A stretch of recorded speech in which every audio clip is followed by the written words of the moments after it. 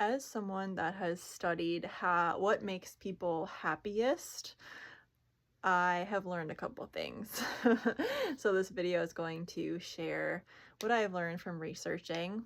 When I first went off to college, I was researching that in my free time. I read a book called The Blue Zones by Dan Buettner.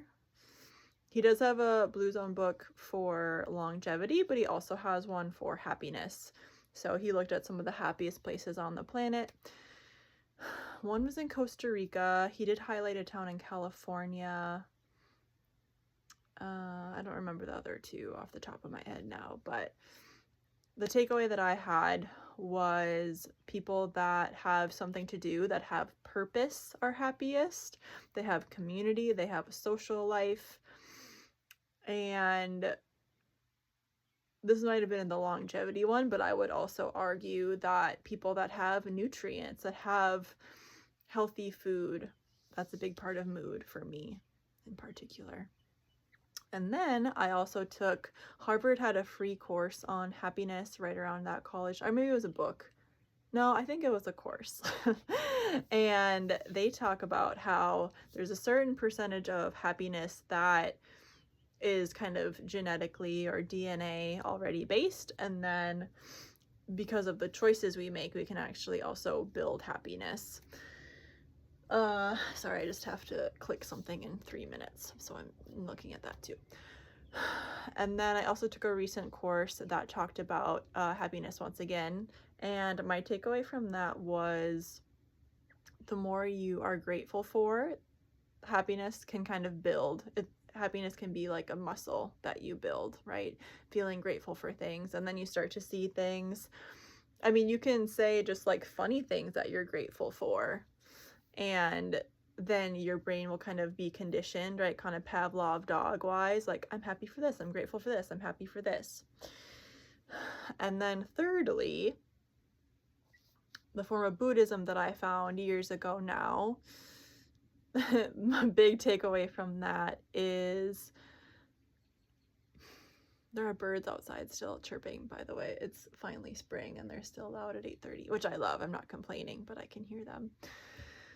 Happiness. Oh, Buddhism. The path to enlightenment or happiness is actually overcoming your suffering, your problems, life's challenges.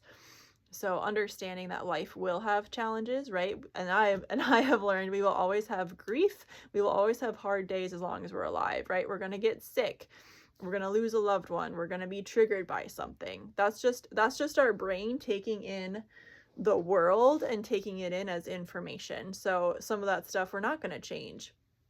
But if this video is how do I become happier, or what are some hacks for happiness, that would be, how can you create an environment that makes you happiest?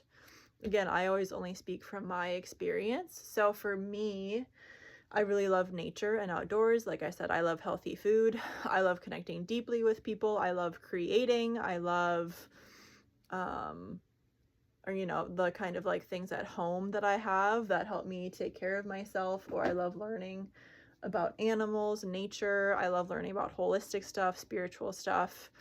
I would also argue happiness in today's world, we have to have like a career or money, or we need money to survive. So come on, 8:30.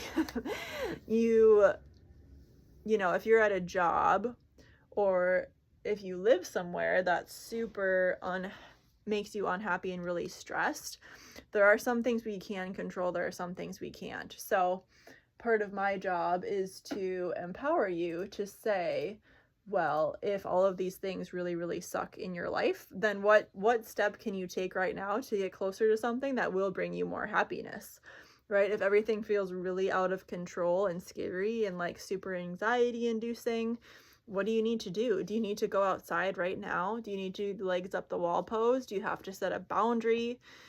Do you have to go be social? You know, do you have to go meditate? Do you have to do breath work? Like, what do you have to do in this moment to get 1% closer to your goal of feeling more happy, or a life that feels better for you? Boundaries is a big one, right? I've been an empath and sensitive person. I've been triggered by a lot of things in my life.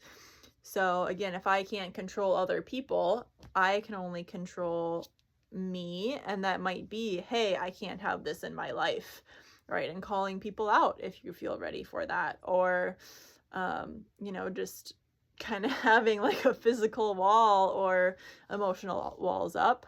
Now, don't do it in a way that then you can't be happy and experience happiness or joy or love. But one time in a healing, a woman said to me, it's like a garage door. Like, you discern what gets to come in and what gets to come out. So that can be an energetic boundary that you can start to experience or put into practice or into place.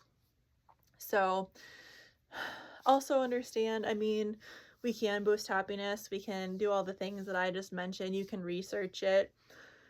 And I also know, being on this spiritual path and journey, that some weeks, some days are just going to be hard and uncomfortable. And that's a part of the process. And that's a part of being a human.